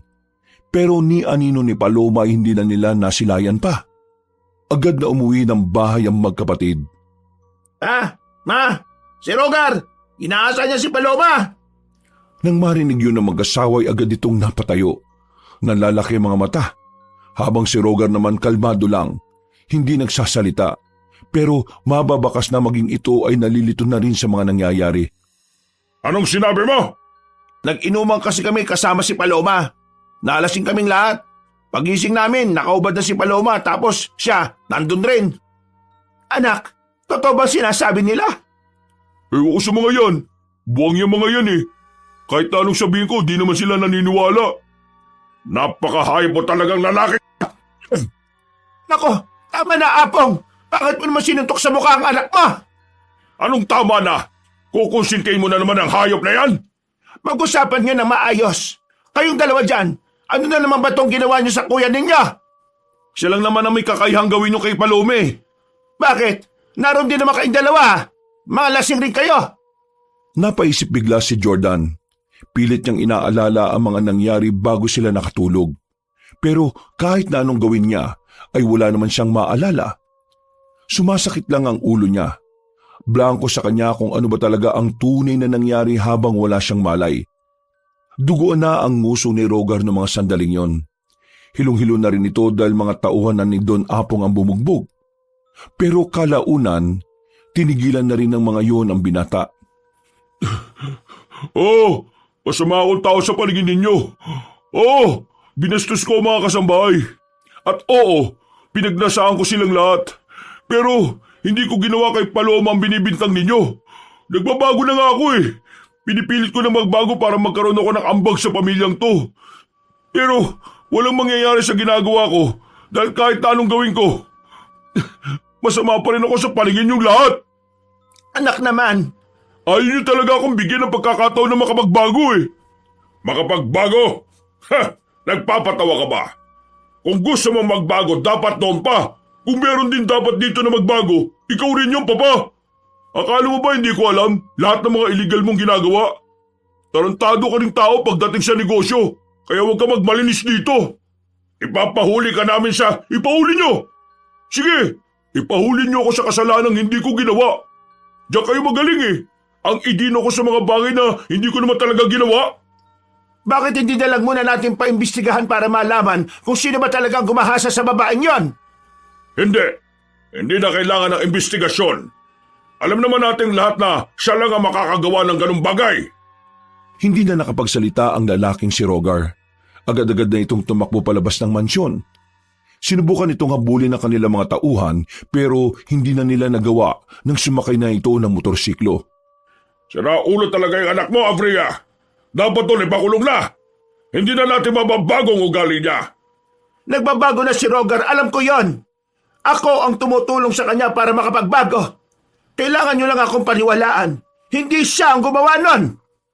Nung gabing yon, agad na pinakalat ni Don Apong sa mga kapulisan ng ginawa ni Rogar. Mabilis na lumiit ang mundo ng binata. Kahit sa mga ibang baryo ay kumalat na rin ang nangyari. Samantala, tahimik lang si Jordan at Renan nung mga sandaling yon. Nakatingin lamang sila sa ibaba. Makailang beses nilang tinatawagan si Paloma pero hindi na nila ito makontak. Muli nilang binabalikan sa kanilang isipan ang mga huling nangyari. Pero ang tanging naaalala lang nila ay ang mga sandaling hindi pa sila nalalasing. Maupo ka nga, nahihilo na ako sa'yo kanina pa eh. Kuya, alam ko talagang hindi ako gumawa nun eh. Nakatulog na ako at wala na rin ako maalala. Mas lalong hindi rin naman ako. Si Rogar lang naman kasi makakagawa nun eh. Nandun siya at pagkagising natin. At nakakapagtaka na alam niyang doon tayo nag-inom. Pero ang mas nakakapagtaka, Ang alin? kung si Kuya Rogar ang nanamantala kay Paloma, dapat hindi natin siya nakikitang kasama nating natulog sa ilog. Hindi ka ba nakikinig? Ang sabi nga niya kanina, di ba? Nakatulog siya pagkatapos niyang ubusin yung tira nating alak. Alam mo naman kung gaano kalakas ang tama nun, di ba? Sino naman tanga na matapos manggahasa ng babae, magiinom ng alak sa mismong katabi ng biktima niya? Anong gusto mong sabihin? Hindi si Kuya Rogar ang may gawa nun? Hindi ko alam. Ang naiisip ko lang, may mali sa nangyayari. Naniniwala ko na siya lang ang makakagawa nun. Pero bakit pakiramdam ko, may hindi pa tayo nalalaman? Basta ako, ang paniwala ko, si Kuya Rogar lang talaga gagawa ng ganun. Wala nang iba pa. Napahawak na lamang sa sentido ang lalaking si Jordan. Sumasakit na ang ulo niya sa kakaisip. Tila ba sumisisid siya sa isang alaala na matagal nang nawala sa isip niya. Hindi siya mapakali hanggang sa makahiga na siya sa kanyang kama. Galaw siya ng galaw, pabangon-bangon, kung ano-ano ang tumatakbo sa isipan niya. Nang hindi siya makatiis, lumabas siya ng mansyon. Bumalik siya sa ilog sa pagbabakasakaling matatagpuan niya roon si Paloma. Pero wala. Tanging ang mga naiwang pinag-inuman lang nila ang naroon. Paloma! Kausapin mo ako! Maniwala ka sa akin, hindi ako gumawa niyan sa'yo. Wala sa aming dalawa ni Renan, Paloma! Nasaan ka ba? Sawi siya makausap ang dalaga. Kahit na anong gawin niya sa kagubatan, walang tumutugon sa kanya. Hindi niya sinukuan ng tsansang makakausap niya ang babae. Nang sumunod na gabi, ay hinanap niya ulit ito sa gubat, sa ilog, sa kung saan-saan pa. Ilang gabi ang inilaan niya para lamang makausap ito. Pero sadyang mailap na para sa kanya ang pagkakataon. Ano bang problema mo, Jordan? Sa kakahanap mo sa babaeng yan, napapabayaan mo na mga dapat mong asikasuhin sa negosyo. Baka lang nakakalimutan mo, negosyante ka rin. Hindi ka asong naghahanap ng amo. Hindi ba kayo nababala sa nangyayari pa? Paano kung nagpatiwakal na yun si Paloma dahil sa nangyari? Pa, anak mo ang sangkot dito. Hindi ka ba naawa doon sa tao? Kailangan natin siya mahanap dahil baka alam niya kung sino ang gumawa nun sa kanya. Wala akong pakialam kung sinong nanamantala sa kanya. Dahil at the end of the day, hindi rin naman ako kikita ng pera sa kanya. Negosyong isipin mo, kasi dun tayo nabubuhay. Wala ka bang emosyon, Papa? Anong sinabi mo? Wala kang bukang bibig kundi pera at negosyo eh. Pa, merong ginahasa at anak mo ang gumawa nun. Damay tayong lahat. Pananugutan natin si Paloma dahil kasambahay natin siya. Pananagutan nga natin, nasan ba? Wala, hindi ba? Kaya nga pinapaubayan na natin sa pulis ang kasong ito dahil yun ang trabaho nila. At ikaw, ang trabaho mo, maghintay sa investigasyon habang nagtatrabaho ka. Teka nga, huwag mong sabihin na may gusto ka sa kasambahay na yon. Hindi na nakapagsalita pa ang binatang si Jordan. Kahit kasi di niya maamin, batid niyang may nararamdaman din siya sa babaeng yon. Takot lamang siyang sabihin dahil ayaw niya sa panghuhusga ng kanyang ama. Tigil-tigilan mo na yan, Jordan Kasambahay lang yon at ikaw, tagapagmana ka ng lahat. Kayong dalawa ni Renan.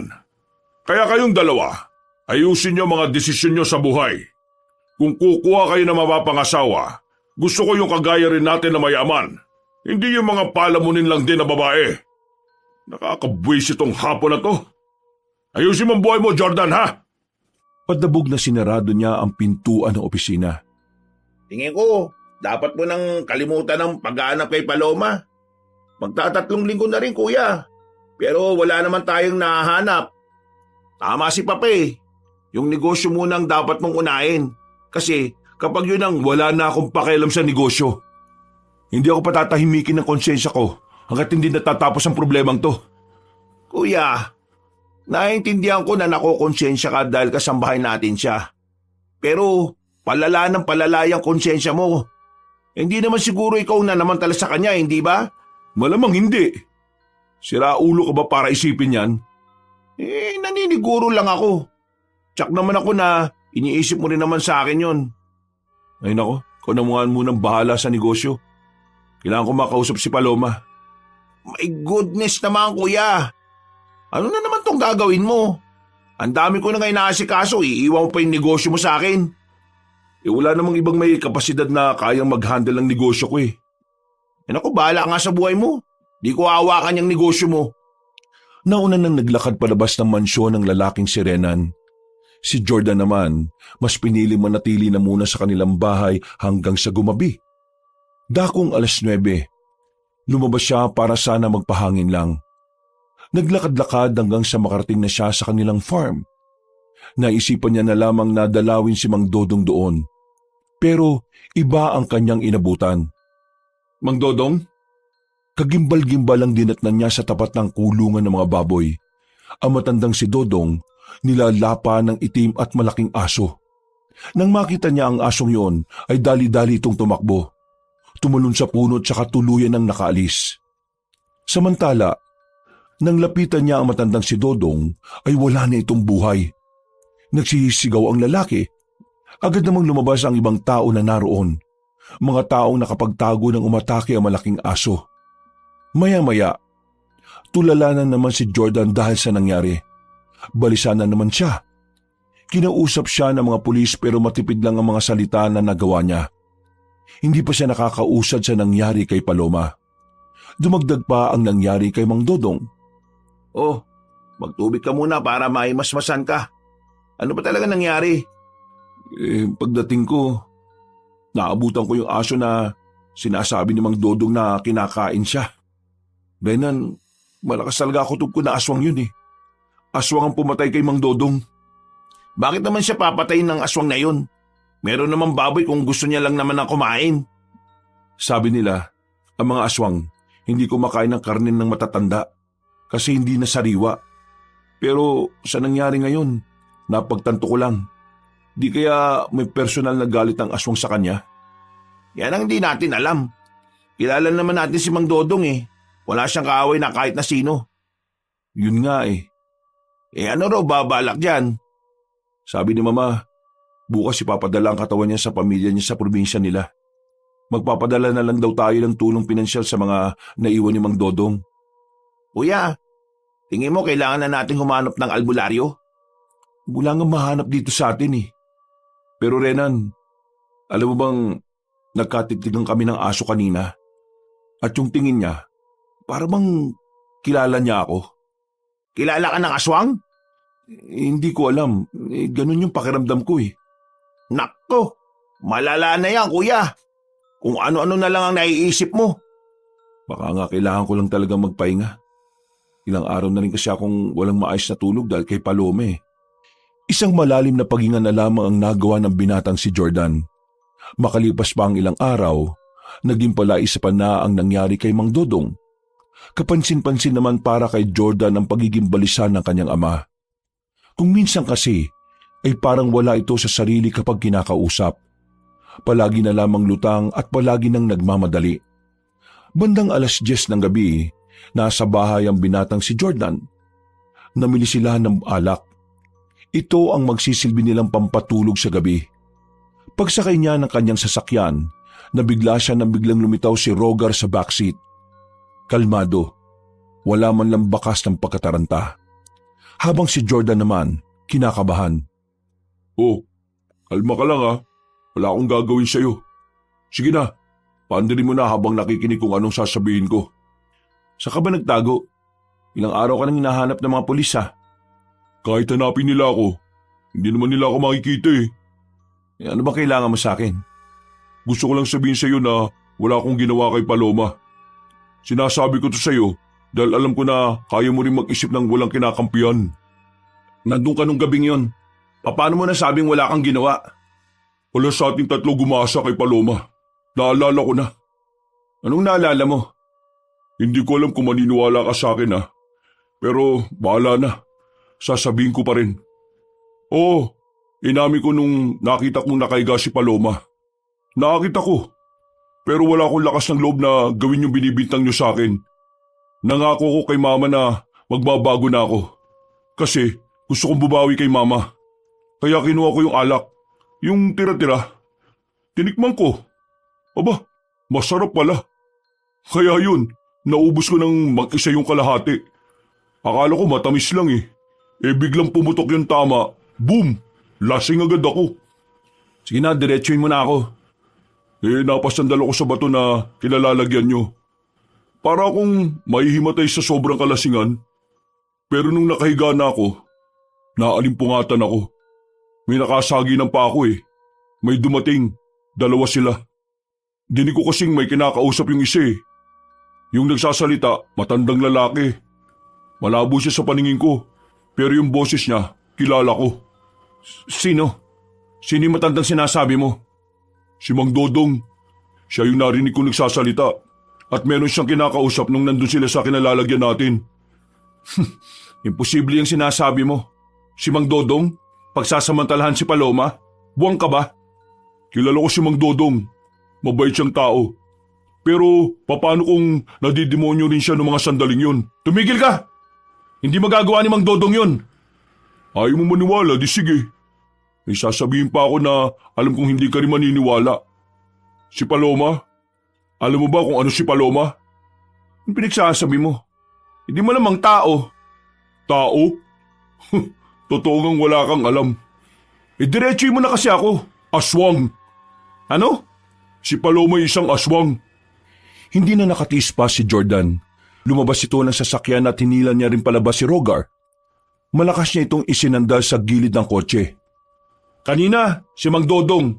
Siya ang pinagbibintangan mo. Ngayon naman sinasabi mong aswang si Paloma. Sira ulo ka na ba talaga? Paano magiging aswang si Paloma eh? Ang ganda-gandang tao nun. Hindi mo ba alam na karamihan sa mga babaeng aswang ay magaganda? Manahimik ka! Yun ang totoo, Jordan! Yun ang totoo! Marahas na tinanggal ni Rogar ang pagkakahawak ni Jordan. Sa puntong ito ay seryoso na rin si Rogar. Nanlilisik ang mga mata nito at makikita rin ang galit sa muka. Nung araw na sinasabi ko sa yung hindi normal ang lakas ng katawan ni Paloma, yun yung araw na nagsimula ako magduda kung ano siya. Inoobserbahan ko mga galaw niya at isang beses nakita ko siya sa likod ng mansyon. Hubot-tubad. Hindi ko alam kung saan siya galing. Nung sumunod na gabi, meron ako nakitang asong itim sa likod ulit ng mansyon. Pero mga ilang sandali lang, biglang lumabas si Paloma mula roon. Hindi mo ba napapansin? Sa lahat ng kasambahay natin, si Paloma lang ang hindi ko kinulit at nilalapitan. Alam mo kung bakit? Kasi takot akong mapatay ng isang aswang. Aswang si Paloma. Gusto mo ba ng katibayan? O sige, makinig ka. Lumingon-lingon muna si Rogar para tingnan kung may makakarinig sa kanila. Nang masigurong sila lamang ang naroon ay hindi na ito nagsayang ng oras. Tubong kapis si Paloma, alam mo yan. At hindi totoong walang aswang sa kapis. Dahil lahat ng napagtanungan ko, sinabi nilang may isang liblib na lugar sa kapis kung saan nakatira ang isang buong angka ng mga aswang. Sige, sabihin na natin na hindi porke sa kapis nakatira aswang na kagad. Paano mo mapapaliwanag yung mga luto ni Paloma na walang asin? Pero nilalagyan niya lang ng ibang pampaalat. Walang bawang, puro sibuyas lang. At ito pang pinakamatindi. Alam ba kung sinong pumatay kay Mang Dodong? Si Paloma. Bakit niya gagawin yun? Kasi konektado to sa sinasabi ko kanina. Si Mang Dodong ang narinig kong nagsalita nung nasa ilog tayo. Sa puntong ito, tila ba unti-unti nang nakukumbinsi si Jordan. Hindi niya inakala na darating ang panahon na kailangan niyang maniwala sa kagaya ni Rogar. Nanlalamig ang kanyang palad, pinagpapawisan, kinakabahan sa mga nalalaman. Hindi niya alam kung ano pa ang matutuklasan niya na magpapabago sa kanyang pananaw. Sige, sabihin na nga nating hindi kayang manamantala ni Mang Dodong. Paano kung kasama siya ron? At alam niya nangyari. Ngayon, ang tanong, sino yung kasama niya? Sino-sino sila? Pumasok si Jordan ng sasakyan at sinarado ang pintuan. Uy, wag mo kong iwan dito, si Raulo! Mabilis na pinatakbo ni Jordan ang sasakyan pabalik sa kanilang mansyon. Pinuntahan niya ang bahay ni Mang Dodong, na nasa mismong farm lang din nila. Tinanggal niya ang kandado ng bahay. Pagbukas niya ng ilaw, ay agad siya naganap ng ebidensya na magpapatunay sa lahat ng sinasabi ni Rogar. Ginulunan niya ang mga gamit doon, pero wala siyang nakita na kahit na ano. Noong mga sandaling yon, mas lalo siyang naguluhan. Parang mabibiyak ang ulo niya kakaisip. Kahit siya rin ay hindi makapaniwalang kapagtatagpi-tagpi ang lahat ng mga pangyayari. Nang gabing yon, At naniwala ka naman sa kanya. Kay Kuya Rogar ka pa talaga nakinig ah. Kilala mo naman na si Raulo yun eh. ikinuwento ni Jordan ang lahat kay Rena nang nasa silid na sila para pag-usapan ang bagay na yon. Isipin mo nga kasi na maigi. Lahat ng sinasabi niya, nagtutugma sa isa't isa. Lalo na sa sinabi niyang aswang si Paloma. Kahit ako man din nagtataka sa kakaibang lakas ni Paloma. Hindi niya naman magagawang magbuhat ng drum kung normal siyang babae. Kung aswang si Paloma, bakit siya nalasing? Nalalasing din naman ng mga aswang, ano ka ba? Klaseng pag-iisip yan. Hindi ko kasi magets Paanong naisip ni Rogar na aswang si Paloma? Sinabi ko na nga lahat kanina, di ba? Nakikinig ka ba talaga? Nakakinis ka naman kausap Uy, kalma lang. Galit ka na kaagad Kailangan ko malaman kung anong ugnayan ni Mang Dodong sa nangyari at kung sinong isa pa niyang kasama. Sila ang gumawa ng pananamantala kay Paloma. Alam mo ba yung dating bahay ni Mang Dodong sa Sitio 2? Di puntahan natin yung bahay niya. Baka doon may makita tayong ebidensya. Hindi na nagsalita pa si Jordan. Agad niyang kinuha ang jacket at susi na nakasabit sa pintuan. Mabilis silang umalis ng mansyon. Kahit na malapit lang naman ang Sitio 2 sa kanila, ginamit pa rin nila ang sasakyan para mas mabilis. Hindi nagtagal, nakarating na rin sila. Isang bahay na bato ang nasa harapan nila. Paglapit nila sa pintuan, hindi yun nakasarado. Pinihit nila ang doorknob at agad naman itong nagbukas. Napagtanto ni Jordan na baka sinadya ni Mang Dodong na iwang bukas yun nang sa ganon ay madali nilang mapasok ang bahay. Pagbukas pa lang nila ng ilaw, nakita na agad nila sa lamesa ang puting papel na nakadikit doon. Agad silang lumapit at binasa ni Jordan ang nakalagay. Paanong? Hindi makapaniwala ang magkapatid sa kanilang nalaman. Nanlambot ang kanilang tuhod. Nanginig ang kamay ni Jordan habang hawak-hawak ang papel. Nawindang ang dalawa. Gulat na gulat. Hindi nila inakala na magagawa yon ng taong nakasulat sa papel. Napaupo na lamang si Jordan sa tapat ng lamesa. Nang hina siya bigla. Nakaramdam siya na matinding awa para sa dalagang si Paloma. Wisit talaga siya. Wisit siya! Pagbabayaran niyang ginawa niya ito kay Paloma, hindi ko siya mapapatawad. Hindi! Huwag tayo magpadalos-dalos, kuya. Hindi natin siya pwedeng kausapin agad tungkol dito. Kailangan natin ng katibayan. Hindi pa ba sapat ang sulat na ito? Hindi pa ba? Hindi ba? Sasabihin lang nila na kahit sino kayang gumawa ng peking sulat. Hindi ako papayag na hindi siya managot. Kung hindi man tayo panigan ng batas, batas ko ang paiilalim ko. Nako, hindi magandang ideya ang sinasabi mo, kuya. Alam mo, kesa iniisip mo yung mga ganyan, hanapin na lang natin si Paloma at tumingin ng tawad sa kanya. Kausapin natin siya Para ano? Para maawa siya sa gumahasa sa kanya? Hindi! Kung ano man ang gagawin sa kanya ni Paloma, hahayaan ko mangyari yun. Mas magiging masaya pa ako kung mamamatay siya. Kahit na kailan, napakahayop niya talaga! Natapos ang usapan na yon, pero hindi natapos ang galit na nararamdaman ni Jordan. Nagsimulang mabuo ang matinding puot sa kanyang puso. Kung hindi lang dahil sa kapatid niyang si Renan, baka hindi na siya nagdalawang isip na patayin ang nanamantala sa babaeng minamahal niya. Wala nang pakialam si Jordan kung aswang si Paloma. Wala na siyang pakialam kung anuman ang pinagmulan nito. Ang mahalaga na lamang para sa kanya ay mabigyan ng hustisya na nararapat para sa babae. Hindi siya papayag na mauwi lang ang lahat sa wala. Pagbabayarin niya ang nagkasala kahit sino pa ito. Anong balita sa paghahanap niyo sa anak mong kriminal?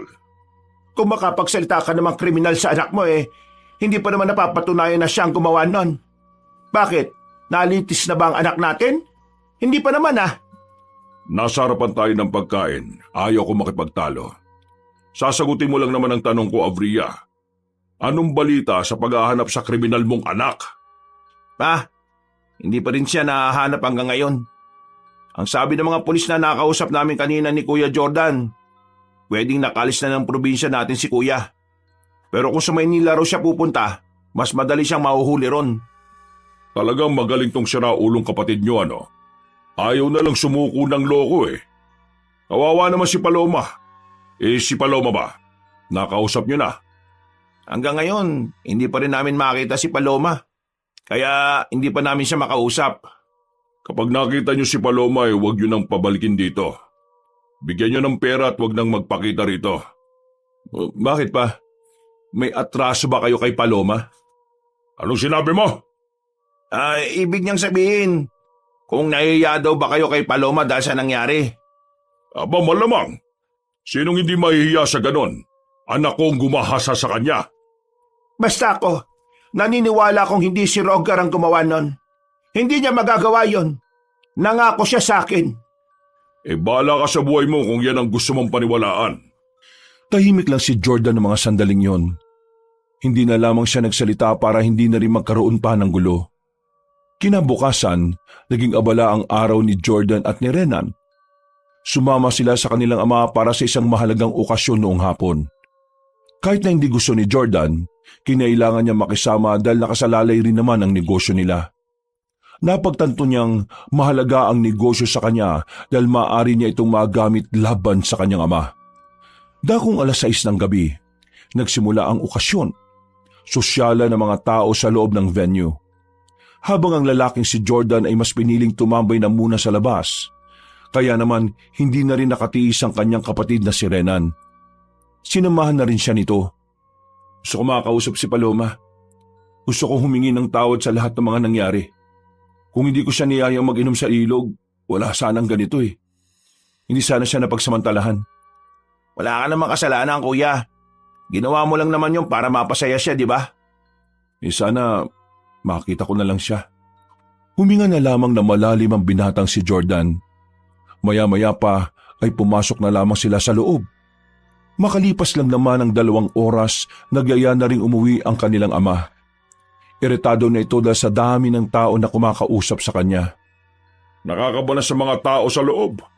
Hindi man nila ako kilala. Bakit kung kausapin nila ako parang binabata-bata lang nila ako? Buisit! Ano po bang nangyari pa? Tanong ka pa ng tanong.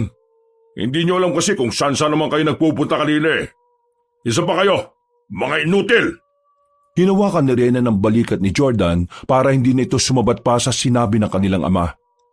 Habang nasa kalagitnaan sila ng biyahe, biglang prumeno ng malakas ang kanilang driver. Nagalit naman agad ang matandang lalaki. Hoy! Ano mo ginagawa mo?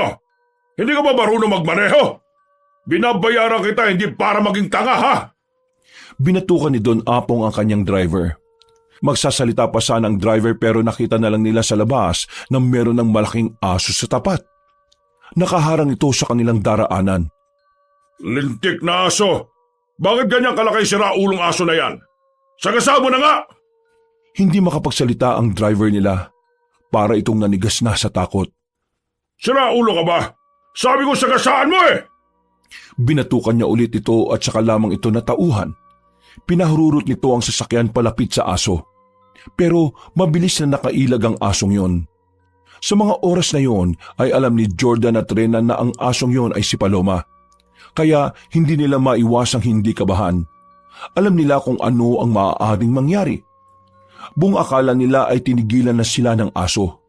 Pero nang lumingon sila sa likuran, nakita nilang mabilis ang takbo ng hayop na yon. Kasing bilis ito ng takbo ng isang normal na kabayo. Lintik! Ano bang klaseng aso yan? Pa, sinusundan tayo ng karma. Anong pinagsasabi mo? Biglang kumalabog ang kanilang sasakyan. Naramdaman na lamang nila na nasa bubungan na ang aso. Naririnig pa nila ang mabangis nitong angil. Kaya naman, agad namang nagpreno ng malakas ang driver. Munti na silang mauntog dahil doon. Pero nakita nilang tumilapon na ang aswang sa harapan. Sa pagkakataon nilang yon, nagawa na nilang banggain ang aso. Pero parang hindi man lang yon ininda ng nilalang.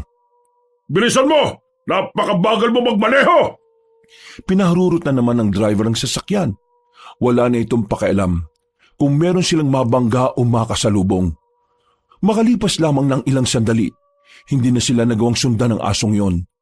Pagdating nila ng mansyon, sinisante agad ng kanilang ama ang kawawang driver. Pa, bakit mo naman sinisante si Mang George? Kawawa naman yung tao. May sakit ang nanay niya eh. Kailangan niya ng trabaho. Anong kawawa? Munti ka na tayo malapa ng kung anong aso man yon dahil sa kanya. Maawa ka sa sarili mo kapag namatay ka. Pero, hindi mo naman dapat sinisante. Maintindihan ko pa kung sinuspindi mo lang. Pero, inalisan mo ng trabaho eh. Ano bang pakialam mo? Sino ba masusunod sa ating dalawa, ha? Napapansin naming nagbago na ugali niyo eh. Mas lumalala kayo. Nagbabago ang ugali ko kasi yung mga taong nasa paligid ko ay nawawala na ng kwenta. Ikaw ang walang kwenta. Sa puntong ito, hindi na nga napigilan ng lalaking si Jordan ang kanyang sarili. Nagulat ang kanilang ama. Maging ang kanilang ina na kararating lang din ay hindi inaasahan na maririnig si Jordan na magsalita ng ganon. Nasanay kasi sila na si Jordan ang laging kalmado sa kanilang pamilya. Pero ibang Jordan ang kanilang kaharap sa mga sandaling yon. Anong sinabi mo? Ikaw ang walang kwenta. Hindi kami, hindi si Mama, hindi si Kuya Rogar. Ikaw! Ikaw ang pinakademonyo sa mansyon na ito! Anong pinagsasabi mo? Napakawalang utang na loob ng taong ito. Akala mo kung sino magsalita? Bakit? Anong kasalanan ko sa iyo para ito isukli mo sa akin? Kuya, ama na muna. Hindi pa ngayon. Hindi! Ngayon ko sasabihin ng lahat. Lumapit si Jordan sa kanilang ama at saka matalim na tumingin sa matandang lalaki.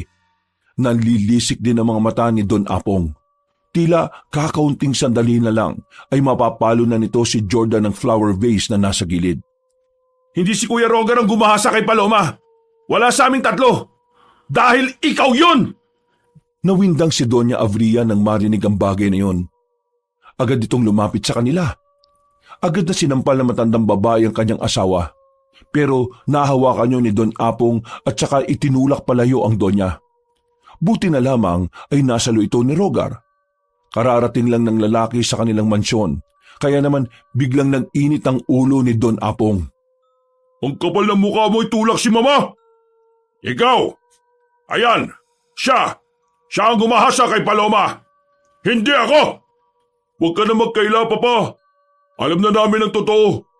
Nung gabing nalasing ako ron kasama sila, narinig ko si Mang Dodong. Meron siya kinakausap. At ikaw ang kausap niya! Nabasa ko rin ang sulat ni Mang Dodong bago siya kainin ng aswang. Sinabi niya roon na inutusan mo siyang paamuyin niya kami lahat ng pampatulog para mas matagal kami magising lahat. Kabilang na si Paloma. Siya ang kinasabwat mo. Tinakot mo siyang aalisan mo siya ng trabaho at ipapakulong kapag hindi niya yung ginawa. Sinabi rin niya na noon pa man, may pagnanasa ka na sa mga kasambahay. Sa kanya mo inuutos ang lahat ng mga kababuyan mo para magawa mo lahat ng gusto mo. Pinagtapat din niya na hindi si Kuya Rogar ang dahilan kung bakit umalis sa mga kasambahay. Dahil yun sa'yo. Kasi isa sa kanila ang ginahasa mo rin. Kunwari ka lang matino nung una eh, pero nasa loob lang pala ang kulo mo. Ikaw ang tunay na demonyo.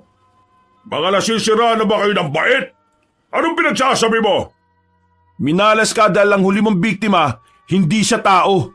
Isa siyang aswang. Aswang siya, Papa. At ikaw, pagbabayarin ka niya sa lahat ng ginawa mo sa kanya. Papatayin ka niya. Walang iya ka. Hindi ko inakala na ganito na kalalang ugali mo. Noong una, pinalampas ko lahat ng kasamaan mo. Ang pandaraya mo sa mga investors mo. Ang pagbabanta mo sa mga pamilyang inagawan mo ng lupa. Pero itong pananamantala mo sa kawawang kasambahay, hindi na kita masisikmura, Apolinario.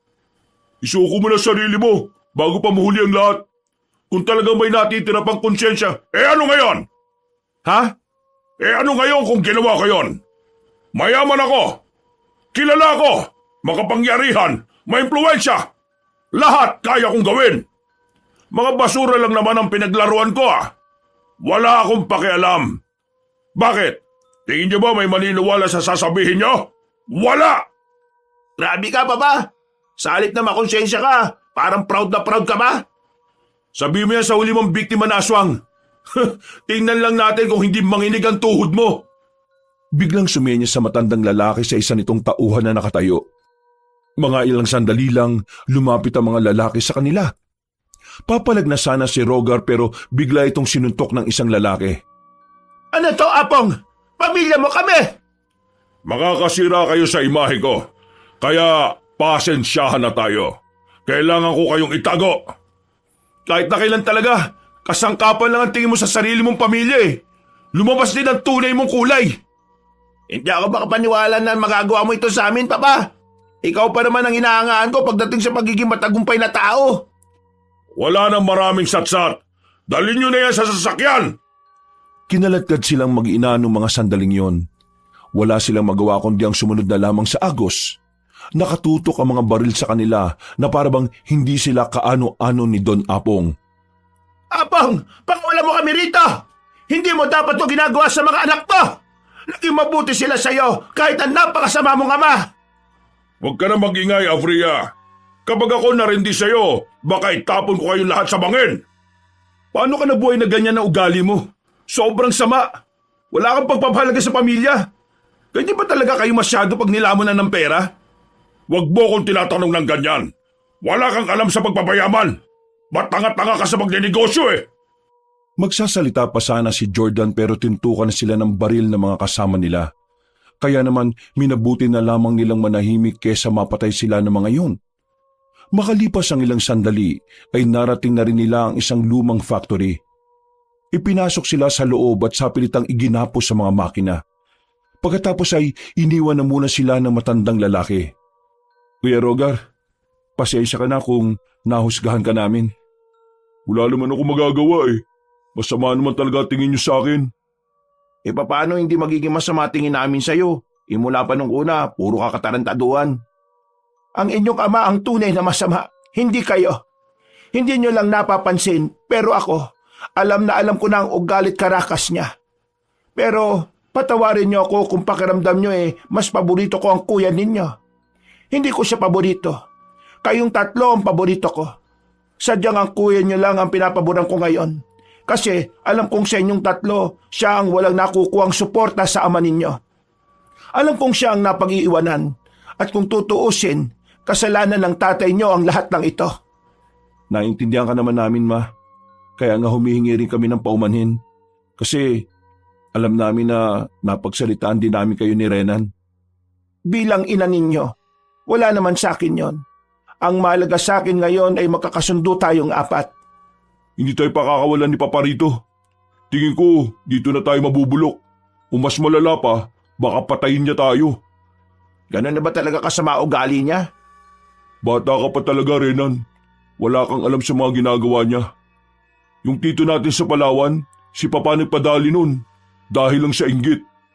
Naniniwala ako na darating si Paloma para iligtas tayo. O paano ka makakasiguro na ililigtas niya tayo? Aswang ang babaeng yun. Kahit naswang si Paloma, alam kong meron pa rin siyang magandang kalooban. Alam kong una pa lang, hindi naman talaga siya masama. Pero wag pa rin tayo makampante. Kahit kasi hindi tayo yung nanamantala sa kanya, hindi natin may kakaila na dahil din sa atin kaya siya nagahasa ng tatay nating demonyo.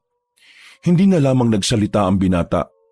May ilang sandali pa, dumating naman ang matandang lalaki na si Apong. May nakalagay pa na tabako sa bibig nito. Apong, nakikiusap ako sa iyo. Pakawala mo na kami dito. Kung gusto mo aalis na lang kami ng mansyon kung talagang ayaw mo na sa amin. Huwag mo lang kaming sasaktan. Lalong-lalo na ang mga anak natin. Tapos ano? Ipagkakalat niyong lahat ang nalalaman ninyo? Hindi ako tanga. Apria, kilala mo ko. Kaya dapat alam mong mas mautak pa ako sa unggoy. Hindi mo ako maisahan, Apria. Hindi inutil ang lolokohin mo. Makinig ka sa akin, Apong.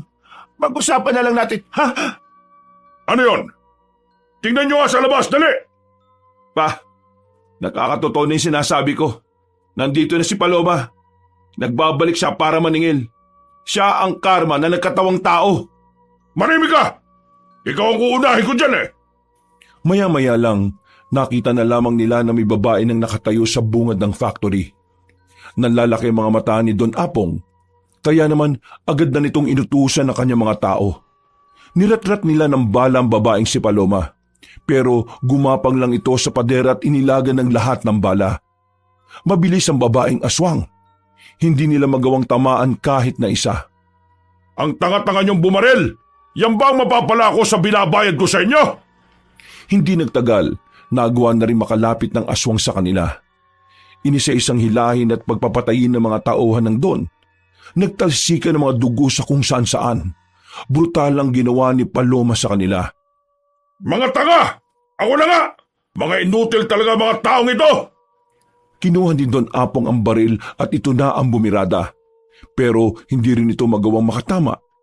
Hanggang sa maubos na ang bala nilang lahat. Subukan mong lumapit, babae ka! Patay ka! Naglabas ang patalim ang matandang lalaki, pero hindi man lang nasindak ang babaeng si Paloma. Don Apong, tatapusin ko na ang kahayupan mo. Para ito sa mga pinagsamantalahan mo. Iatid na kita sa impyerno! Akala mo natatakot ako kahit naswang ka? Hindi! Kayo! Lusubin niyo ang babaeng... Ha? Ikinagulat ni Don Apong ang ginawa ni Paloma. Mabilis nitong pinagpapapaslang ang mga lalaki. May ilang pang nangingisay-ngisay bago tuluyang nalagutan ng hininga. Bagay na nagdulot naman ng matinding takot para kay Don Apong. Hindi ako natatakot sa iyo! Lumapit ka! Papatayin kitang babae ka! Sige, lapit! Ano? Duwag! Walang pagdadalawang isip na pinaslang ni Paloma si Don Apong. Napapikit na lamang sila Jordan ng mga sandaling yon. Nang idilat nila ang kanilang mga mata, nakita na lamang nilang nakahandusay na ang matandang lalaki. Binuhat ni Paloma ang bangkay ni Don Apong. Bago ito umalis, tumingin ito sa kanila. Huwag kayo mag-alala. Hindi kayo pagbibintangan na pumatay sa matandang ito. Ihatid ko ang bangkay niya sa istasyon ng mga pulis. At sasabihin kong ako ang pumatay. Isang babaeng aswang ang pumatay. Mabilis na umalis ang babaeng aswang. Bitbit nito sa balikat ang wala ng buhay na si Don Apong. Kinabukasan, mabilis na kumalat ang balitang wala na nga ang matandang negosyante. Marami ang nagulat, pero mas marami ang nawindang nang pumutok ang balitang isang aswang ang tumapo sa buhay ni Don Apong. Samantala, mula nang mawala si Don Apong, hindi na rin tumira ang mag-iina sa mansyon na yon. Bukod sa hindi naman nila yun bahay, gusto na rin nilang makalimutan ng masasamang alaala sa bahay na yon. Isang buwan na ang nakalipas. Nanirahan na lamang sila sa isang simpleng bahay sa kalapit lang ding baryo. Naninibago pero unti-unti nilang sinasanay ang kanilang sarili sa simpleng buhay. Ang mahalaga na lang sa kanilang makakapatid ay kasama nila ang kanilang ina. Mabuti naman at nakabalik na rin kayo. Katatapos ko lang lutuin itong banana Q. Hindi ko alam kung magugustuhan nyo pero sana masarap ang pagkakaluto ko. Magugustuhan naman namin yan basta luto mo, ma. Ganun ka ba nagluto lang hindi masarap? Basta luto mo, ma, the best. Walang duda yan. Ikaw pa ba? Sos, mga bulero talaga kayo. Nawala ang ngiti ni Doña Avria nang mapatingin ito sa kanyang likuran. Paglingon nila, bumungad sa kanila ang babaeng si Paloma. Maayos na itong tingnan. Hindi na mahahalata rito ang pagiging aswang nito. Paloma? Narito ako para humingi ng tawad at magpaalam. Patawad sa gulong idinulot ko. Patawad kasi kailangan kong gamitin ng batas ng aswang kaysa sa batas ninyo. Patawad kasi pinaslang ko ang haligi ng tahanan ninyo. Gusto ko na rin magpaalam. Wala na akong dahilan pa para makisama sa inyo. Hindi ko kayang makasama ang mga taong may koneksyon sa taong gumahasa sa akin at sa taong pinatay ko. Bukod doon, isa akong aswang. Iba ang mundo ko sa mundo ninyo. Kaya paalam at salamat sa pagtanggap niyo sa akin. Paloma, sandali lang. Hinawakan ni Jordan ang kamay ng babae. Sandali niya itong niyakap. Kami ang dapat humingi ng tawad. Alam kong kasuklam-suklam at walang kapatawaran ang ginawa ng tatay namin. Kaya patawad. Patawad sa lahat ng nangyari, Paloma.